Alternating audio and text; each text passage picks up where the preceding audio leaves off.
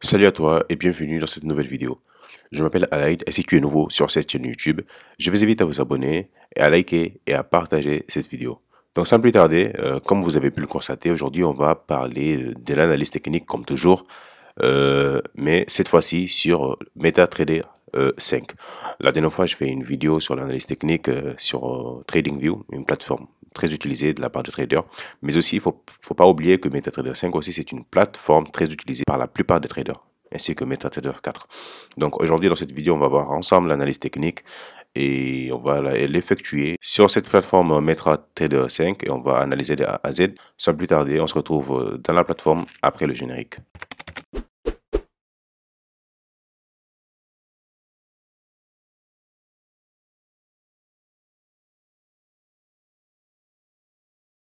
Donc, sans plus tarder, nous voici dans MetaTrader 5 directement. Avant de commencer, avant d'aller plus loin, j'aimerais vous inviter aussi à vous abonner à cette chaîne YouTube ici.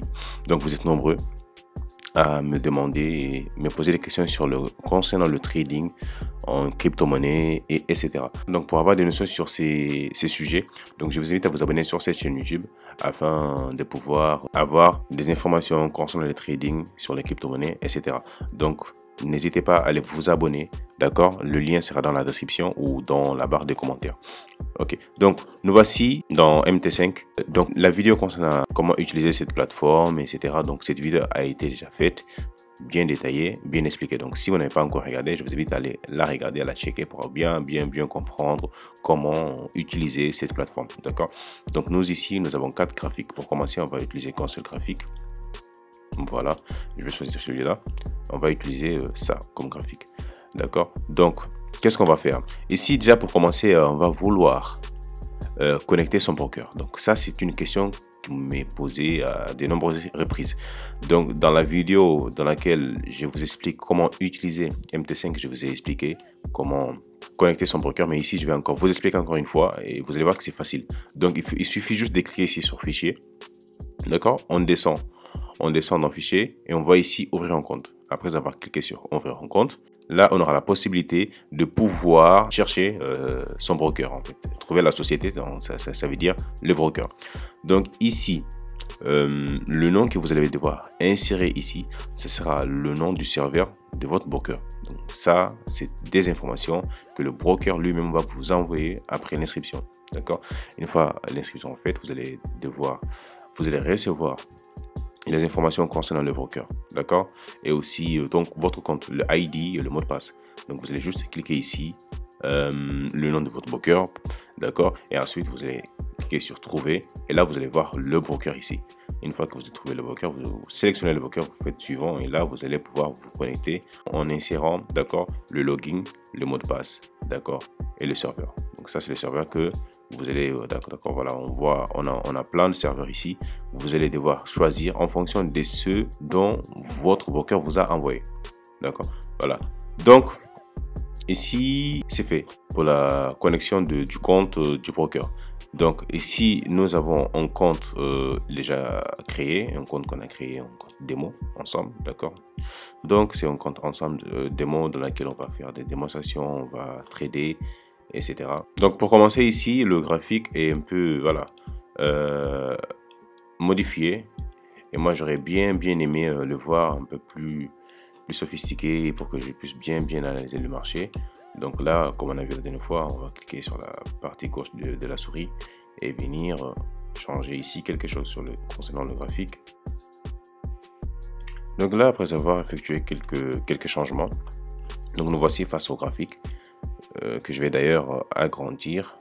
Donc après avoir agrandi le graphique, là on a un graphique de la paire euro-USD, donc euro-dollar, qu'on va effectuer des analyses et essayer de voir les moments où on aurait pu prendre position en se basant sur ce qu'on a pris, en se basant sur les principes voilà, donc on a pris sur cette vidéo, sur cette chaîne YouTube, et voir si on allait pouvoir être rentable, oui ou non, ou si ces techniques ou si ces stratégies nous permettent de gagner vraiment de l'argent ou pas.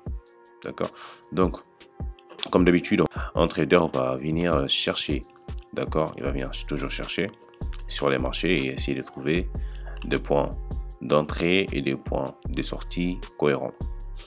d'accord. Donc ici, on va essayer de voir un peu plus loin et essayer de détecter des mouvements haussiers ou des mouvements baissiers qui ont été stoppés par un des éléments dont on a appris, qui nous montrent des possibilités qui s'arrêtent et qui changent de tendance. Donc ici, par exemple, là, pour commencer, après avoir cherché, on a trouvé ici un mouvement haussier. D'accord, ce mouvement haussier là a été stoppé par un des éléments dont on a appris. Et je ne vais pas citer le nom ici, j'aurais aimé que vous le faites dans la barre de commentaires. D'accord, donc ici, qu'est-ce qu'on voit déjà? Pour commencer, on voit un marché haussier. Est-ce que le marché est haussier? On va agrandir un peu le graphique pour voir un peu mieux. Donc, voilà, nous voici face à ce graphique là.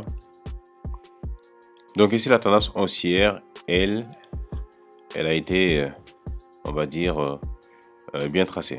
D'accord. Pourquoi cette tendance haussière a été bien? On dit que cette tendance haussière a été bien tracée parce qu'on voit ici des hauts et des bas. Ok. Donc ça, c'est déjà le premier point, le fait de tracer la ligne. D'accord. Une ligne qui va venir nous montrer que le marché est haussier. D'accord. Cette ligne de support sur laquelle le marché a buté une fois, deux fois, 3 fois, 4 fois, d'accord, avant de venir la casser et retester ici une deuxième fois et pour ensuite aller à la baisse. Donc, d'accord, ici, le trader serait-il capable, face à cette situation, de détecter un possible retournement de tendance avant qu'elle se reproduise? Donc, c'est ça la question qu'on se pose. Encore une fois, on est sur MT5. On va essayer d'agrandir un peu le graphique pour voir ici. Dans cette zone-là, j'aurais bien aimé que vous me le dites dans la barre de commentaires de quoi il s'agit. Qu'est-ce que vous voyez ici? D'accord. Donc, avant de continuer, c'est bon, vous avez trouvé. Donc, ici, nous avons de 1. Je vais tracer ici pour que vous le voyez vous-même. Voilà. Donc, ici, qu'est-ce qu'on voit? On voit ici une flèche et une deuxième flèche. Donc cette flèche là nous montre quoi? Ces deux flèches nous montrent les deux sommets. D'accord, deux sommets formés par le marché. Donc ces deux sommets vont nous donner ici la représentation d'un double top. D'accord, donc ici nous avons un double top qui est formé. Et qu'est-ce qu'on va faire d'autre? On va venir ici former la ligne de coupe. Donc du coup on va aller la chercher ensemble. On va dans insérer objet. Voilà, on voit ici le rectangle. On voit ici le rectangle et je l'ajoute. D'accord, on a agrandi le graphique et je vais bien tracer ce rectangle ici pour bien tracer la ligne de coup. D'accord, on voit bien ici la ligne de coup. Voilà, la ligne de coup s'arrêtait là. D'accord, ok, c'est bien. Donc ici, on a la ligne de coup. Donc nous voici face à un double top. On a ici un marché haussier. Oups, la ligne est détachée. Tracer. Voilà. On trace bien la ligne. La ligne doit être très bien tracée. On a ici le marché haussier. D'accord. Pourquoi? Parce qu'ici, on a des points hauts de plus en plus hauts. D'accord. Donc, ce mouvement haussier, ce marché haussier a été stoppé par ce qu'on appelle un double top. Parce que le marché, après avoir venu ici au sommet, d'accord, qu'est-ce qui s'est passé? Il s'est passé que le marché a été stoppé par un des figures de retournement baissier qui a fait en sorte que le marché chute après cette apparition. Donc qu'est-ce qu'on a fait? Nous, on est venu tracer ici la ligne de coup. Donc après que cette figure s'est représentée ici, on a tracé la ligne du coup. D'accord, la ligne de coup. Et ensuite, qu'est-ce qu'on a? On a voulu attendre que le marché vienne casser cette ligne de coup. Donc là, ça nous a donné déjà un point d'entrée. D'accord, ce point d'entrée a été effectué ici. Cette cassure plutôt a été effectuée ici. On a déjà un point d'entrée avec cette bougie rouge ici qui nous montre que voilà, la ligne de coup a été bel et bien cassée. Le marché est venu clôturer ici. D'accord, pour ceux qui attendent le pullback, voilà, donc lui, il a eu le pullback ici. C'est encore plus beau parce que ici on voit une bougie, d'accord, avec les mèches plus longues que le corps. Donc d'accord, donc ça aussi on a vu sur cette chaîne YouTube de quoi il s'agit. Donc après avoir vu cette confirmation ici, le trader peut placer son trade. D'accord. Donc, après avoir placé son trade, après avoir vu cette configuration ici, qu'est-ce que le trader va faire? Il va placer son trade. Donc, le trader va venir ici placer son ordre. Où est-ce qu'il va placer son ordre? Son ordre, il va la placer ici. D'accord. À la clôture, soit à la clôture de cette bougie de signal qu'il a vu ici, ou soit à la clôture de la bougie de confirmation qui vient, d'accord, confirmer cette bougie de signal ici, mais aussi qui vient confirmer ce pullback. Donc ici, s'il place sa position ici, juste ici, donc lui, son stop loss, il va la placer où? Il va la placer au-dessus de cette ligne, d'accord. Son stop loss, il va la placer ici, au-dessus de cette ligne. Ou soit, il peut la placer aussi ici. D'accord, ça c'est, voilà, donc au-dessus du deuxième sommet. D'accord, mais en général, le trader va la placer ici. Pourquoi? Parce que c'est là sur la ligne de coup. D'accord, il y a d'autres qui le placent ici aussi, au-dessus de la ligne du deuxième rebond. D'accord, donc ça c'est les deux façons de placer le stop loss. D'accord, mais on va voir plus tard que celui qui a placé son stop loss au-dessus de la ligne de coup, bah, il est venu se faire rejeter du marché. D'accord, par la suite, ce sont des choses qui arrivent parce qu'on ne cherche pas à avoir raison en trading. D'accord, on ne cherche pas à avoir raison. C'est pas parce que forcément on a vu ici que le marché est haussier et qu'on a un double top, d'accord, et que là c'est la ligne de coup que le marché va forcément venir à la baisse. Oui, ça peut se passer comme ça, mais le marché aussi peut décider d'agir autrement. D'accord, c'est pas au trader de décider comment le marché doit réagir. D'accord, il doit juste faire ses analyses techniques.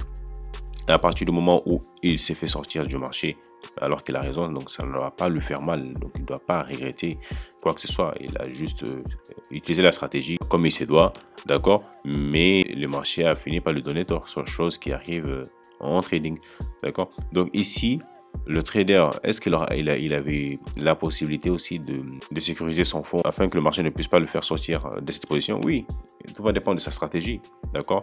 Donc on a plusieurs façons de trader, on a plusieurs façons de manager aussi son trade, d'accord.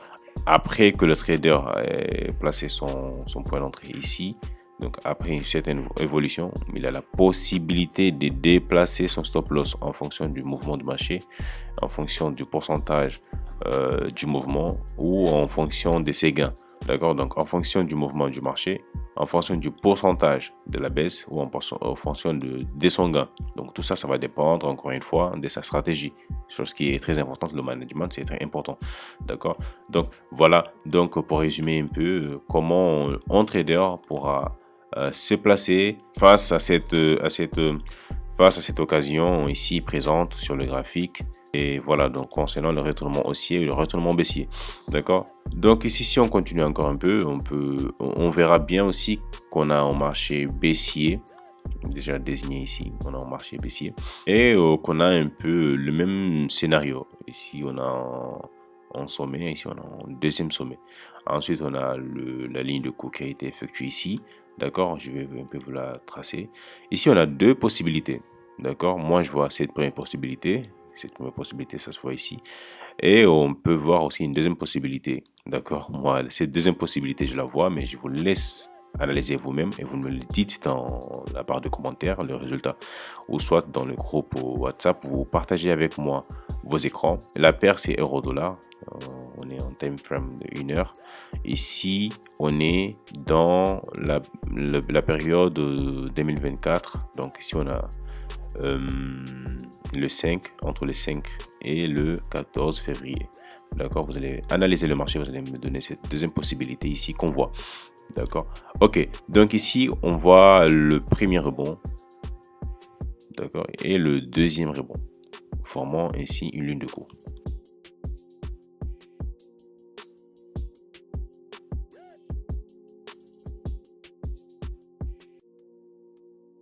Donc ici, juste après avoir tracé toutes les lignes, d'accord, pour pas qu'on perde du temps, ici on voit bien qu'on a une tendance baissière, ici on a une résistance sur laquelle le prix a rebondi à plusieurs reprises.